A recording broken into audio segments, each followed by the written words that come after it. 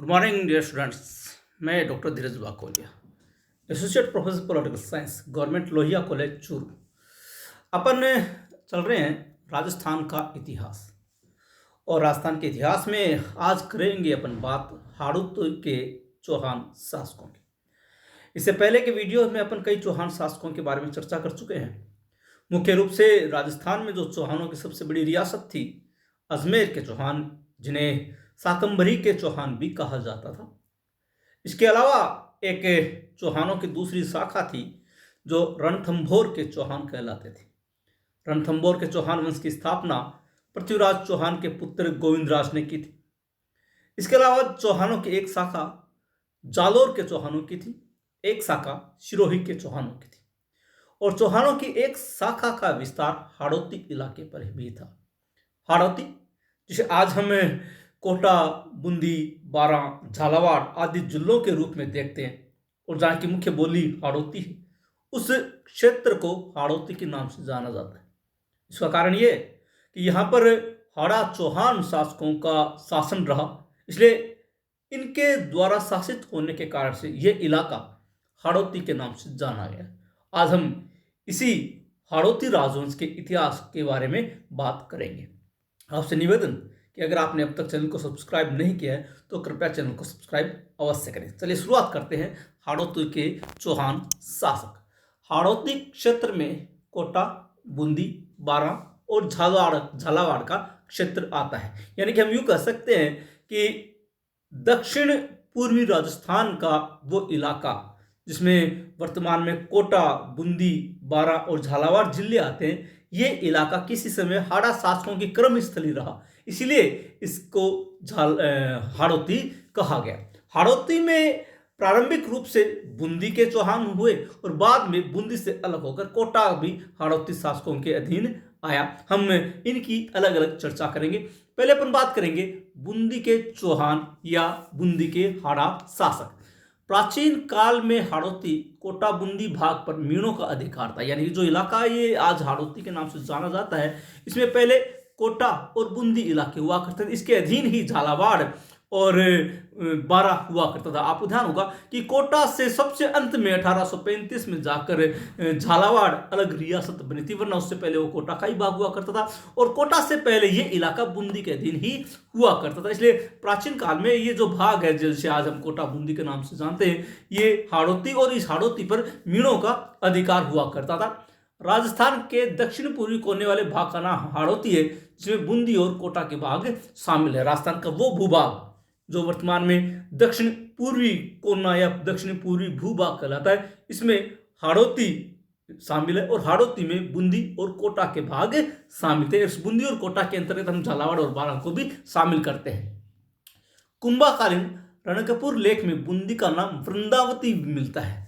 रणकपुर से जो एक लेख प्राप्त हुआ है, शिलालेख, जो कुंभा के समय का, राणा कुंभा जो मेवाड़ के शासक हुआ करते थे उस समय का, उसमें बूंदी को वृंदावती नाम से उल्लेखित किया गया। हम यूं कह सकते हैं कि बूंदी का प्राचीन नाम वृंदावती था, और उसके पश्चात बूंदा का अधिकार होने के कारण से यह इलाका बूंदी के नाम से जाना गया। जब यहाँ चौहान वंशीय हाड़ा शाखा का अधिकार हुआ तो संपूर्ण क्षेत्र को हाड़ौती और बूंदा मीणा के नाम से बूंदी पुकारने लगे। यानी कि ये इलाका जिसे आज हम बूंदी के नाम से जानते हैं, इसका प्राचीन नाम वृंदावती मिलता है रणकपुर लेख में। और जब यहाँ पर इस इलाके पर, बूंदी के इलाके पर या वृंदावती पर हाड़ा शाखा का एकाधिकार स्थापित हो गया, इसी कारण से हाड़ा शासकों की कर्म स्थली होने के कारण से इस इलाके को हाड़ौती कहा गया। और चूंकि इसके ऊपर बूंदा मीणा ने अपना साम्राज्य स्थापित किया था, इसलिए बूंदा के नाम से ये इलाका बूंदी पुकारा जाने लग गया। बूंदी के शासक लगभग 11 पीढ़ी तक मेवाड़ के अधीन रहे। यानी कि मुख्य रियासत तो मेवाड़ हुआ करती थी, और उसके सामंत के रूप में बूंदी के शासक हुआ करते थे। और जब बूंदी अलग रियासत के रूप में स्थापित हुई 1200 के आसपास, उसके पश्चात ये अलग रियासत के रूप में जाने लगी। उससे पहले उस जितने भी शासक यहाँ हुआ करते थे, सामंत शासक हुआ करते थे, और ये सारे के सारे सामंत शासक मेवाड़ के अधीन हुआ करते थे। देवी सिंह चौहान, देवी सिंह प्रारंभ में मेवाड़ स्थित बंबावदे का सामंत और हाड़ा शाखा का चौहान था। यानी कि जिस बुंदा ने बूंदी को जीतकर अपने अधिकार में किया, उसका उत्तराधिकारी हुआ देवी सिंह चौहान। और देवी सिंह जो था, प्रारंभ में मेवाड़ के अधीन एक सामंती ठिकाना हुआ करता था जिसका नाम था बंबावदे। इस बंबावदे का सामंत हुआ करता था देवी सिंह और हाड़ा शाखा का चौहान था। और इसके कारण से जब बुंदा मीणा के पश्चात देवी सिंह के हाथ में ये बागडोर आई, तब इसने बूंदी पर अपना साम्राज्य स्थापित किया था और बूंदी के आसपास के कई इलाकों को मीणों से इसने जीता था। देवी सिंह ने बूंदी के जेता मीणा से इस भाग को 1241 ईस्वी के लगभग छीनकर बूंदी राज्य की स्थापना की थी। वास्तविक रूप से इसका जो संस्थापक है वो देवी सिंह चौहान ही माना जाता है। हालांकि बुंदा मीणा के नाम से इसको बूंदी कहा जाने लगा। बुंदा मीणा का अधिकार था। बुंदा मीणा और उसके उत्तराधिकारियों को देवी सिंह ने पराजित किया और देवी सिंह चौहान जो यहाँ पर शासक हुआ करता था, इसने जो बंबावदे का सामंत था, इसने बूंदी के मीणों को और जेता मीणा आदि को पराजित करके 1241 के लगभग इसने बूंदी साम्राज्य की स्थापना की थी। यानी कि बूंदी पर चौहान साम्राज्य का वंश स्थापित करने का जो श्रेय है वो देवी सिंह चौहान को जाता है। शक्ति का उपासक होते हुए भी उसने गंगेश्वरी देवी का मंदिर और एक बावड़ी अमरथूण में बनवाई। अमरथूण नामक स्थान जिसके यहाँ इस देवी सिंह चौहान ने दो कार्य किए। एक तो गंगेश्वरी माता का मंदिर का निर्माण करवाया और एक बावड़ी का निर्माण भी इसने अमरथूण में करवाया था। उसने अपने पुत्र समर सिंह को 1243 ईस्वी में अपने जीवन काल में हाड़ौती का शासक बनाया। यानी एक प्रकार से इसने राजकार्य से संन्यास ले लिया और अपने पुत्र समर सिंह को 1243 ईस्वी में बूंदी की गद्दी पर स्थापित किया और हाड़ौती का शासक बना। समर सिंह चौहान। समर सिंह ने कोटिया शाखा के भीलों से संघर्ष किया और उनको स्थान स्थान पर परास्त किया। ये जो इलाका था बूंदी और कोटा के आसपास का, बुंदा मीणा के नाम से ये बूंदी कहलाता था और कोटिया भील एक जाति है, कोटिया शाखा के भील, ये कोटा के ऊपर या कोटा के भूभाग पर अपना साम्राज्य रखते थे। इन शाखा के भीलों को समर सिंह ने अलग अलग संघर्षों में कई बार अलग अलग स्थानों पर पराजित किया था। 1274 ईस्वी में इस तरह हाड़ौती में कोटा एक राजधानी के रूप में बना। यानी कि याद रखिएगा, समर सिंह ने कोटिया भील के शाखा के भीलों को पराजित किया था और उसके भूभाग को धीरे धीरे अपने साम्राज्य में मिलाता चला गया। कोटा जो कोटिया भील के नियंत्रण में हुआ करता था, उसको भी पराजित करके इसने कोटा को भी बूंदी के साम्राज्य का हिस्सा बना लिया और उसके पश्चात कोटा को बूंदी की राजधानी 1274 ईस्वी में समर सिंह चौहान ने बनाई। याद रखिएगा, कोटा बूंदी के अंतर्गत एक भूभाग हुआ करता था और कोटा को बूंदी के शासकों ने अपनी प्रारंभिक राजधानी के रूप में स्थापित किया था। ये बूंदी के राज्य का ही भाग हुआ करता था, परंतु वह बूंदी राज्य के अंतर्गत अपने शौर्य से समर सिंह ने बूंदी और कोटा राज्य को काफी परिवर्तित कर दिया। समर सिंह चौहान काफी प्रतापी शासक साबित हुआ और इसने कोटा और बूंदी के आसपास के समस्त भूभागों को, जिसमें वर्तमान का झालावाड़ और बारह भी शामिल था, उसको भी जीतकर अपने साम्राज्य में मिला दिया और बूंदी साम्राज्य को काफी विस्तृत कर दिया। 1252-53 ईस्वी में उसने बूंदी और रणथंभौर की रक्षा बलबन के विरुद्ध की थी।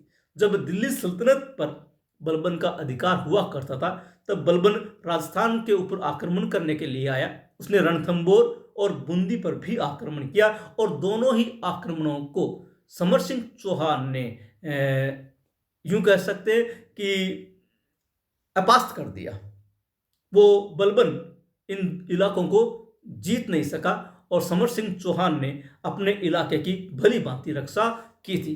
परंतु जब अलाउद्दीन की फौजों ने बंबावदा पर आक्रमण किया तो वह उस अवसर पर वीरगति को प्राप्त हुआ। बंबावदा जो कि बूंदी के अधीन ही हुआ करता था, जहां का सामंत हुआ करता था देवी सिंह चौहान, और वो बूंदी साम्राज्य के अंतर्गत था। जब अलाउद्दीन की सेना इस इलाके पर आक्रमण करने के लिए आई बम्बावदा पर अलाउद्दीन की फौजों ने आक्रमण किया और उस आक्रमण का समर सिंह चौहान ने बड़ी मजबूती के साथ सामना किया। लेकिन इसी युद्ध में आखिरकार समर सिंह चौहान वीरगति को प्राप्त हुआ और इसके साथ ही समर सिंह चौहान का अंत यहाँ पर हो जाता है। नापूजी चौहान और उसके उत्तराधिकारी, समर सिंह का उत्तराधिकारी हुआ नापूजी चौहान, और नापूजी चौहान और उसके उत्तराधिकारियों ने आगे बूंदी शाखा पर शासन किया था। नापूजी समर सिंह की मृत्यु के पश्चात गद्दी पर बैठा, यानी कि समर सिंह की जैसे ही बम्बावदा के युद्ध में मृत्यु हो जाती है, वीरगति को प्राप्त हो जाते हैं, उसके पश्चात उनके उत्तराधिकारी के रूप में नापूजी चौहान बूंदी की गद्दी पर बैठते हैं। अलाउद्दीन के साथ 1304 ईस्वी में हुए युद्ध में उनकी मृत्यु हो जाती है, यानी कि नापूजी चौहान भी आखिरकार 1304 ईस्वी में जब अलाउद्दीन खिलजी के साथ युद्ध लड़े, उस युद्ध में ये भी वीरगति को प्राप्त हुए थे।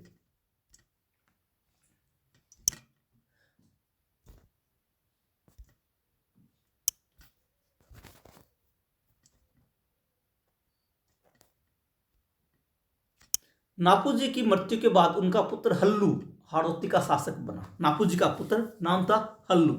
नापूजी की 1304 ईस्वी में अलाउद्दीन खिलजी के विरुद्ध युद्ध में वीरगति को प्राप्त हो जाने के उपरांत हल्लू अगला बूंदी का या हाड़ौती का राजा बनता है। हल्लू का उत्तराधिकारी वीर सिंह बड़ा निकम्मा साबित हुआ, यानी कि हल्लू ज्यादा समय तक शासन नहीं कर सका और उसके पश्चात हल्लू का पुत्र जिसका नाम था वीर सिंह, ये बूंदी का शासक बनता है। लेकिन ये किसी भी तरीके से बूंदी का एक योग्य उत्तराधिकारी नहीं था, ये एक निकम्मा शासक साबित हुआ और इसके कारण से काफी बड़ा भूभाग जो बूंदी साम्राज्य का था वो अन्य राज्यों के अधिकार क्षेत्र में चला गया। दुर्भाग्यवश उसके समय में सभी शक्तियां एक के बाद एक बूंदी के विरुद्ध उठ खड़ी हुई, जिनका सामना वो सफलतापूर्वक नहीं कर सका। यानी कि जो वीर सिंह था, क्योंकि वो निकम्मा शासक था, इसलिए जो भी शक्तियां आसपास की बूंदी के विरुद्ध उठती जा रही थी, बूंदी के विरुद्ध आक्रमण करती जा रही थी, और वह इस इलाके यानी कि बूंदी के साम्राज्य का, हाड़ौती के साम्राज्य का सफलतापूर्वक रक्षा नहीं कर सका। और धीरे धीरे दूसरी शक्तियां इतनी ज्यादा प्रबल हो गई कि वह उनके सामने एक प्रकार से नतमस्तक हो जाता है और बहुत से राज्यों ने इसके भूभाग पर अधिकार कर लिया था। महाराणा लाखा ने बूंदी राज्य पर आक्रमण कर दिया और उसके फलस्वरूप हाड़ौती की कुछ भूमि, बम्बावदा और मांडलगढ़ उसके हाथ लगे। जब वीर सिंह हाड़ौती का शासक हुआ करता था, उस समय मेवाड़ के शासक हुआ करते थे महाराणा लाखा।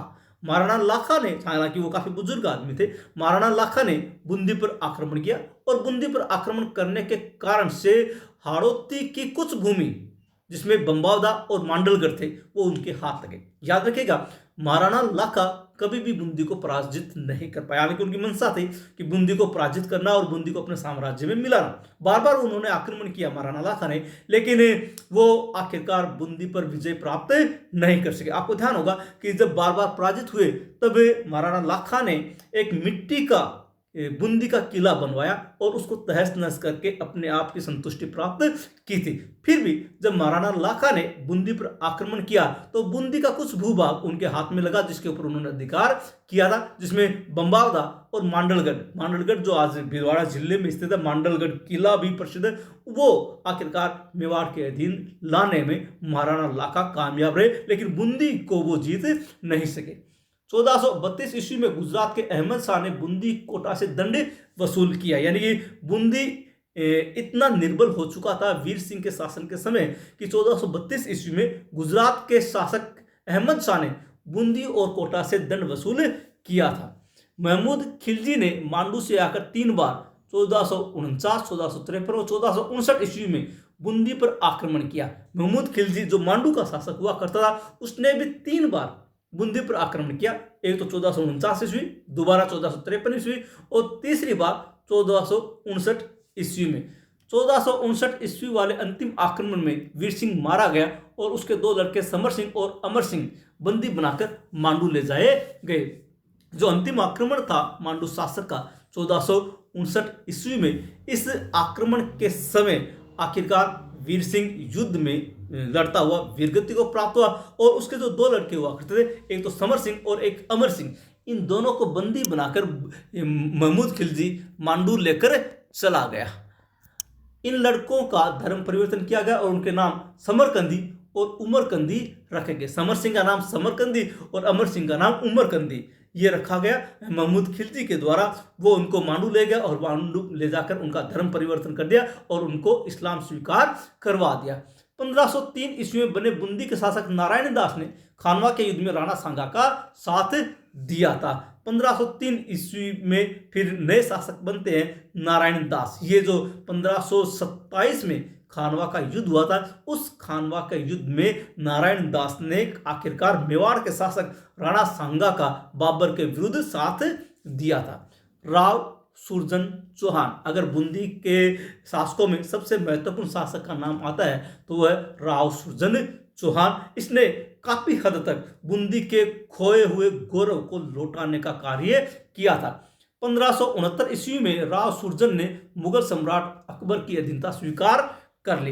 राव सुरजन चौहान जो बूंदी का शासक था, इन्होंने 1569 ईस्वी में मुगल सम्राट अकबर की अधीनता स्वीकार कर ली थी। सर्वप्रथम उसे 1000 जात का पद देकर मनरूड और गढ़कटंगा की जागीर प्रदान की गई। जब राव सुरजन चौहान ने अकबर की अधीनता स्वीकार कर ली, तब इन्हें 1000 का जात का पद दिया गया और 2 जागीरें प्रदान की, एक तो मनरूड की और गढ़कटंगा की।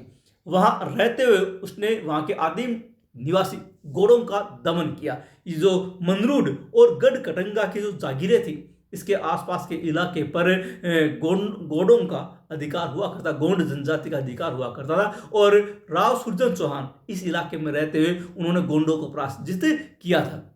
गोंड नरेश को दिल्ली लाया गया और अकबर के सम्मुख पेश किया गया। राव सुरजन चौहान गोंडों को पराजित करने के उपरांत गोंड नरेश को दिल्ली लेकर आया और अकबर के दरबार में उसको प्रस्तुत किया था। इस सेवा के उपलक्ष्य में सम्राट ने राव सुरजन चौहान को राव राजा की उपाधि दी तथा 5000 का मनसब दिया। यह कोटा राज्य का पहला शासक था, बूंदी राज्य का पहला शासक था जिसको 5000 का मनसब प्रदान किया गया था राव सुरजन चौहान को। जब उसने गोंड नरेश को परास्त करके अकबर के दरबार में प्रस्तुत किया तो अकबर उसके इस कार्य से बहुत खुश हुआ और उसको राव राजा की उपाधि दी और उसका पद जो 1000 जात का हुआ करता था उसको बढ़ाकर 5000 का कर दिया। इसके अतिरिक्त बूंदी के निकट 26 परगने और बनारस के निकट 26 परगने देकर उसकी जागीर में वर दी गई। पहले तो केवल 2 ही जागीरें हुआ करते थे उसके पास, मनरूड और गढ़कटंगा की। उसके पश्चात उसको 52 और जागीरें प्रदान की गई। 26 जागीर तो उसको प्रदान की गई बूंदी के निकट और 26 जागीरें दी गई उसको बनारस के निकट। बनारस में परगने प्राप्त होने पर वह वहीं रहने लगा और बूंदी का राज्य राव सुरजन चौहान के ज्येष्ठ पुत्र दुदा संभालता था। जब अकबर ने बनारस की 26 जागीरें, जब बनारस के 26 परगने उसको प्रदान कर दिए, तब राव सुरजन चौहान बूंदी छोड़कर बनारस रहने लग गया और बनारस के अपने परगनों के ऊपर शासन करने लग गया। उस समय बूंदी का जो राज्य था वो राव सुरजन चौहान का जो ज्येष्ठ पुत्र हुआ करता था दुदा, उसके अधिकार में आ गया। बनारस में रहते हुए उसके अनुरोध पर चंद्रशेखर कवि ने सुरजन चरित्र की रचना लगभग 1578 ईस्वी के आसपास की। चंद्रशेखर जो कि राव सुरजन चौहान का दरबारी कवि और लेखक था और बनारस में जब राव सुरजन चौहान रह रहा था तब सुरजन चौहान के कहने पर ही चंद्रशेखर ने एक ग्रंथ की रचना की जिसका नाम है सुरजन चरित्र। सुरजन चरित्र में सुरजन चौहान के बारे में, उसके इतिहास के बारे में, उसके अभियानों के बारे में, उसके युद्धों के बारे में, उसकी जो भी प्रसिद्धियां हुई उनके बारे में वर्णन किया गया है। अंत में 1585 ईस्वी में काशी में ही उसकी मृत्यु हो गई। 1585 ईस्वी के आसपास काशी में ही उसका देहांत हो जाता है और उसके पश्चात राव भोज चौहान बूंदी के शासक बनते 1585 ईस्वी से 1607 ईस्वी तक। राव भोज सुरजन का दूसरा पुत्र था जो अपने पिता की मृत्यु के बाद 1585 ईस्वी में बूंदी के राज्य का अधिकारी बना। राव भोज सुरजन चौहान का दूसरा पुत्र और 1585 ईस्वी में जैसे ही काशी में सुरजन चौहान का देहांत होता है उसके पश्चात राव भोज को बूंदी का अगला उत्तराधिकारी बनाया गया। इसने उड़ीसा के शाही युद्धों में मानसिंह के साथ रहकर गुजरात के युद्धों अहमदनगर 1600 के घेरे में अकबर के सेना के साथ रहकर अपनी वीरता का परिचय दिया था। राव भोज काफी वीर व्यक्ति हुआ करता था। ये चूंकि अकबर की अधीनता पहले ही स्वीकार कर चुके थे राव सुरजन चौहान, इसके साथ ही इनके पुत्रों ने भी अकबर की सेवा जारी रखी। राव भोज ने अकबर की सेवा में रहते हुए अकबर की सेना के साथ विभिन्न प्रकार के अभियानों में भाग लिया। जब मानसिंह अकबर का सेनापति हुआ करता था तो मानसिंह के साथ गुजरात के युद्धों में शामिल हुआ और उड़ीसा के युद्धों में भी शामिल हुआ, और अहमदनगर का जब घेरा डाला गया 1600 ईस्वी में, उस समय भी राव भोज मानसिंह के साथ हुआ करता था, और इसके कारण से अकबर ने उसकी वीरता को अपनी आंखों से देखा था और अकबर के साथ मानसिंह के साथ उसने काफी वीरता का परिचय दिया था। रावत रतन चौहान 1607-1621 ईस्वी। राव भोज का अगला उत्तराधिकारी बनता है रावत रतन चौहान, जो 1607 ईस्वी में बूंदी का अधिकारी बना, बूंदी का शासक बना। जहांगीर के शासनकाल में उसके पद और सम्मान की वृद्धि हुई। अकबर के पश्चात जब जहांगीर मुगल साम्राज्य का स्तंभ बना या मुगल साम्राज्य का अगला शासक बना, तब रावत रतन चौहान के पद में और सम्मान में जहांगीर ने वृद्धि की। उसे 5 हजारी का मनसबदार बनाया गया। सर बुलंदराय और रामराज की उपाधियों से अलंकृत किया गया।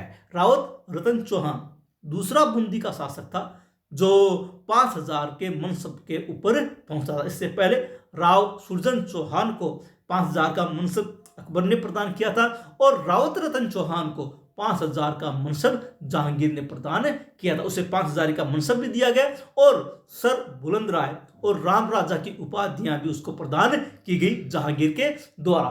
केसरिया निशान और नकारे के चिन्हों से उसका सम्मान बढ़ाया गया। याद रखिएगा, जब भी मुगल सम्राट उसके अधीनस्थ शासकों को कोई सम्मान देता था, उसके लिए उसको केसरिया निशान प्रदान किया जाता था और नकारे यानी नगाड़ा जो होता है जिसे बजाया जाता है, नगाड़ा भी प्रदान किया जाता था। तो बूंदी के इस शासक रावत रतन चौहान को केसरिया के निशान के साथ साथ नकारे का निशान भी प्रदान किया गया था। रावत रतन चौहान ने बुरहानपुर में रहते हुए किले की रक्षा की और खुर्रम को, जो अपने पिता से विमुख हो गया था, परास्त किया था। जहांगीर का पुत्र खुर्रम ये बगावत करके, विरोध करके, विद्रोह करके आखिरकार बुरहानपुर किले की तरफ गया था। बुरहानपुर में रावत रतन चौहान हुआ करता था।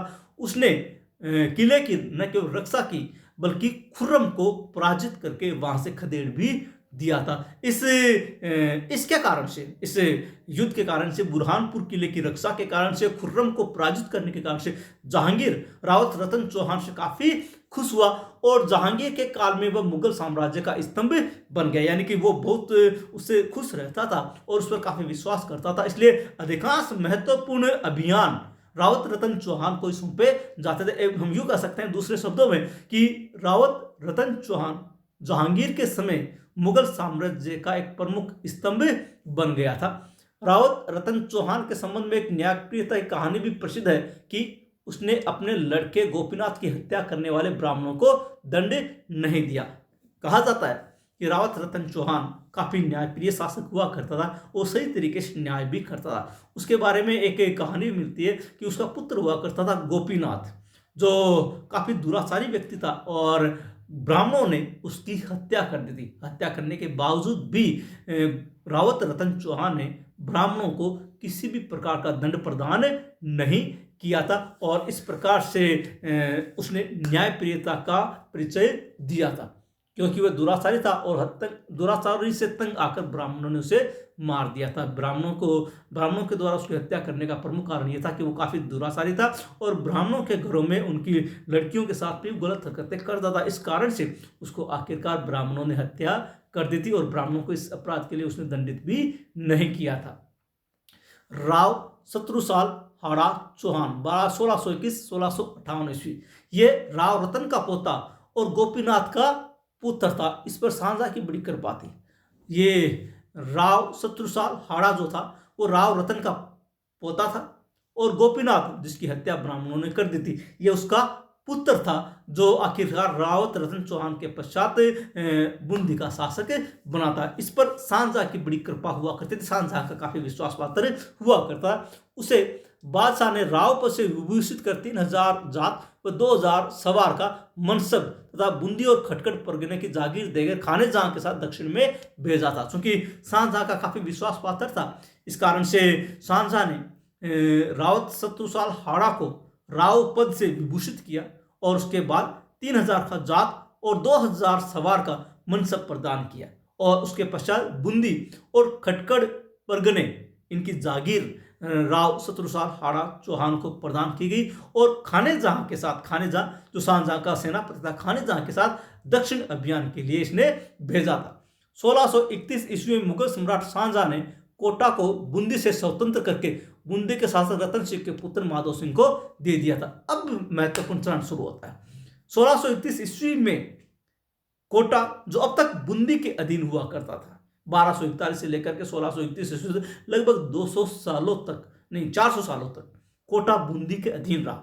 लेकिन जब शाहजहां मुगल सम्राट हुआ करता था, 1631 ईस्वी में इसने कोटा को बूंदी से अलग कर दिया और बूंदी का शासक जो था रतन सिंह, इसके पुत्र हुआ करता था माधव सिंह को कोटा की स्वतंत्र जागीर प्रदान कर दी गई और इसी के साथ कोटा जो था वो इससे अलग हो गया था।